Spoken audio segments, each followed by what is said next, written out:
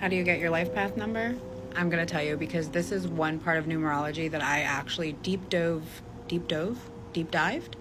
I dove into because I was obsessed. And I'm obsessed with like figuring out my kids' life path numbers, and I was schooling my oldest son on his. I'm going to tell you. So your life path number in numerology is pretty much like your spiritual blueprint, okay? Think about it like that. It can reveal your soul's like core lessons, gifts, and the path you're meant to walk. So what you do, get a piece of paper, write down your full birth date. So like December 1st, 1982. So then you're going to break it down in numbers. So December is 12. So you do 1 plus 2 equals 3. And the day, I put December 1st, okay? That would be 1. So then 1982 would be 1 plus 9 is 10. 8 plus 2 is 10. And then you'd have 20. And then you simplify that to the 2 plus 0, which would be a 2. Then you add them all together. So 3 plus 2 plus 1, which would give you a life path number of 5. However, if you get an 11, a 22, or a 33, you don't reduce those, because those are master life path numbers and have their own spiritual significance. And then you could literally Google or chat GPT, what does it mean if you're a life path number 5? And it'll give you all these different powerful breakdowns of what it means to be a life path number 5. Which, even though in that little example I gave you wasn't my birth date, I am a life path 5.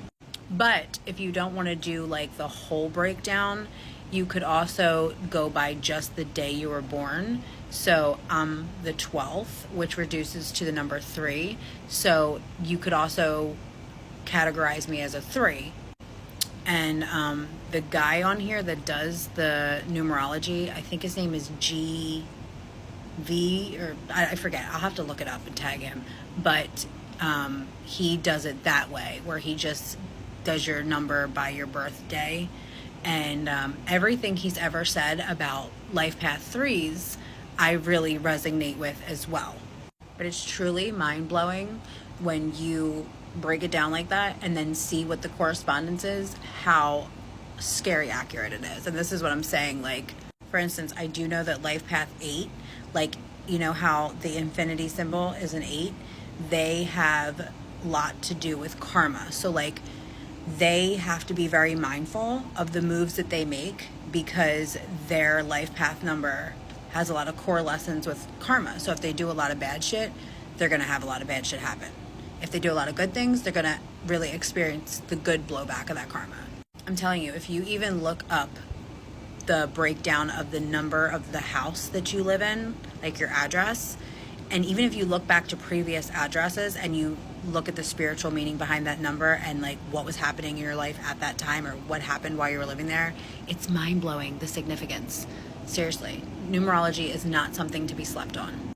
Billionaires use it to stay rich.